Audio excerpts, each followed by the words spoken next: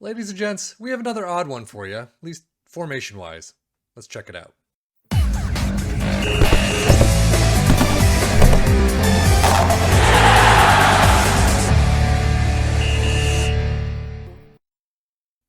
This one is called Crackseeds 4114. It apparently is the final version. The maker of this, Ghetto Gentleman, I love that name, has apparently tweaked it enough that he is very happy with his version and it seems to work very well. He did use Manchester United, however. I will just say that right there. But after many hours of trying to improve Crackseeds, lads, this is it. This the masterpiece, fully tweaked tactic that I'm finally happy with. Managed to beat Liverpool away back-to-back games with double the XG what they had. So he stands by this. He works perfectly for him. There are a couple of pieces of instructions that you can follow if you're chasing a goal, throw it to attack, things like that. Not a whole lot, no comments whatsoever, but we're going to check it out and see what happens. But like you'd see, it is not a standard 4-1-1-4, but you have a sweeper keeper in defense, two wingbacks on support on both sides, ball-playing defenders on both sides. You have an anchor in defend as a DM, a box-to-box in support, an inverted winger on the left in attack, an inside forward on the right, a pressing forward in support, and then an advanced forward up front in attack. So that is your shape of it. It is a custom-style, balanced mentality. In possession, you can see attacking with a standard. Approach play, pass into space is not there. Underlap on the left and right. I think that's the first time we've seen that. Focus play down the left and right and play out of defense. Passing directness is shorter. Tempo is higher. Whipped crosses this time. Work the ball into the box. Run at defense and be more expressive. In transition, counter press. Distribute to the fullbacks and the center backs.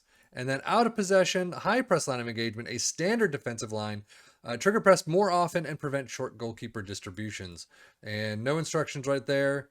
I'm assuming you're going to be doing it yourself. But how did it do for our three teams? Well, Tottenham got to third, which is fantastic. Wolves in fifth, getting European spots, but Newcastle all the way down in 12th.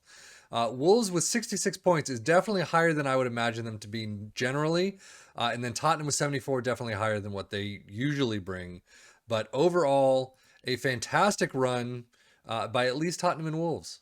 Tottenham's schedule looks absolutely phenomenal. The only loss in the first 2 months is this 2-5 loss against Man City. That is a painful loss, but look at that sea of green. You got a Champions League loss against Milan, but just storming through everything else. EFL Cup you're going through, even in the second round, smashing Hull City. You do lose out to Manchester United. You lose out to Crystal Palace. But mother of God, I mean, EFL Cup just continuing on, Champions League continuing on, actually until this Barcelona match. So 1-1 draw away from home at Camp Nou at Barcelona, and then at home just 1-1 loss in penalties. That's painful to see. FA Cup quarterfinals, that is also painful to see. 1-5, just a smashing. But West Brom, EFL Cup final, you do get a cup there. You do get a trophy, 4-1. That's a great one. Unfortunately, the last 2 months of the season, 2 losses to start off, and then finishing off the entire season with 3. That's just painful. But still, you are in third spot. You really can't be too unhappy with that. Wolves not starting too bad either. You do have that 1 loss to Liverpool, but up until October, you're doing great. But then October, 3 losses, followed by a 4th in November. Not doing the greatest. You continue on in the second, you're continuing on in the EFL Cup 4th round, FA Cup, EFL Cup. You do get a smattering of more losses in there, a little bit more red. EFL Cup second leg and the first leg you lose out to West Brom, funny enough. And so you're out of that cup. FA Cup 5th round, you're out against Ipswich Town, 1-3. I'm guessing playing the youngsters or something. Hopefully you would have been able to beat that. But the rest of the season is just spotty. Newcastle not starting out very well. That first month, only a single win and a single draw to their name. Everything else red. EFL Cup second round, you're out immediately against Burnley. But however, after that, Wolves all the way down to this 2-5 against Brighton. That's a painful one. But even you got a draw against Tottenham. So you're doing fairly well after that. Second half of the season, not so much. You do continue on in the FA Cup. However, up until Fulham, 2-2 draw, but losing out in penalties. So that's it. The last month of the season is fantastic, and you only have 1 loss in the last 2 months. But still, yeah, not enough to pick it up too much farther. Transfer-wise for Tottenham, you do have Vignato from Brianza, Livakovic from Dynamo Zagreb for 8.5, Barbosa from whatever, 14.75, and then outs. You got Hugo Lloris does go out again.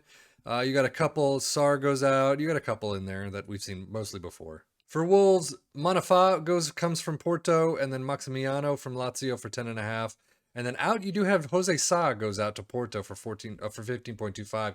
Again, things we've seen before. Nothing new with Newcastle either. Kai Kennedy, Bamba, I think we've seen maybe once or twice. Van de Beek, we've already seen.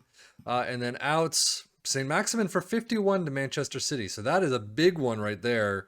And definitely a very possible reason for why they failed miserably. But everyone else we've seen. Data hub wise, we are shaky in defense and very good in attack. As you can see, their attacking side is very nice. A couple of things like pass percentage and dribbles made, shots percentage. They are close to the Premier League average, but I think pass percentage may be just on. Everything else, though, is over, and some by a wide margin, which is great to see. Defending wise, you're pretty much at Premier League average. A couple of things, clearances per game, blocks per game, interceptions. Really could have picked it up, so the defensive side just wasn't there. They still came in third. Pretty much the exact same for Wolves. Shaky defensively, very good in attack. You can see a couple of smaller numbers here in attack, but still on or around the Premier League average. Higher up in the goals per game, things like that. So that's pretty good. A little bit better defensively, I kind of guess, except tackles per game. But clearances, blocks, you've got better interceptions per game here. But yeah, still defensive woes. Got to pick that up a bit. Newcastle still getting the same thing. Shaky defensively, very good in attack. Definitely not as good as Tottenham, as you could see. But everything's above, except maybe that clearances per cross completion, per game. But everything pretty much at or above Premier League average, which is nice.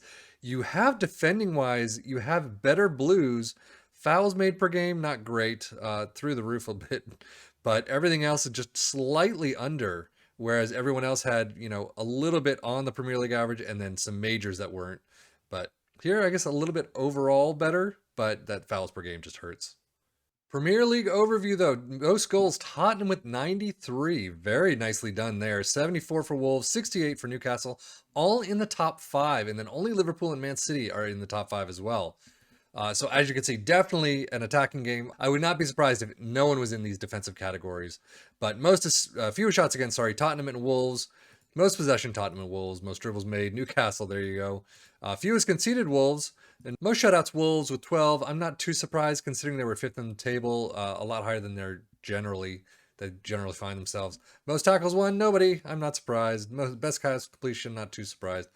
Most shots for the Wolves, Tottenham, and Newcastle all in there, and most points per game as standard stuff. Most goals, Haaland with 37, so kind of down from his normal tally, but Harry Kane with 26, Cunha with 19, Callum Wilson with 18, and Son with 18.